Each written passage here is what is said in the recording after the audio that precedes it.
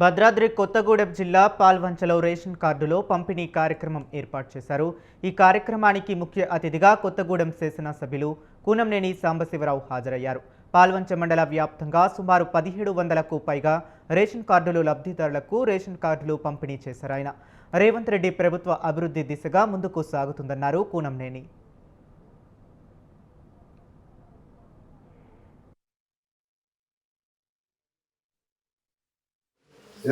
ఇప్పుడు శాంక్షన్ అయింది పాల్వంచ.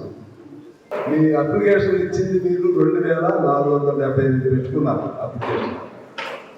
దాంతో 1720 ఇక్కడ మొత్తంలో 4600లో 1720 పాల్వంచలో ఇస్తున్నారు.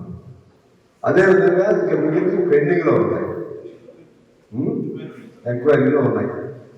అలాగే కుటుంబ సభ్యులను చేరిక ఉంది చూశారు, అంటే పిల్లలు కూర్చో కోడలు వచ్చో ఇంకేమి ఉంటాయిగా. ఇద్దరేనా కుటుంబ సభ్యులు చేరికంటే? కోడలు వస్తే కోడల పేరు, కొట్టతో పుడితే వాళ్ళ పేరు, అవి చేరికలు అంటారు.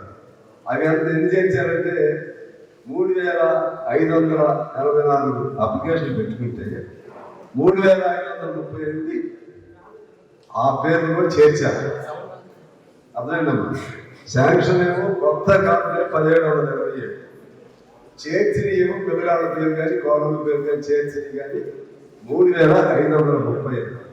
ఇంకా 46 మాత్రమే అప్లికేషన్లు ఇంకా శాతాంశంలో ఎంక్వైరీలో ఉన్నాయి. ఇప్పుడు 1727 ఇప్పుడు శాంక్షన్ అయింది పాల్వంచ.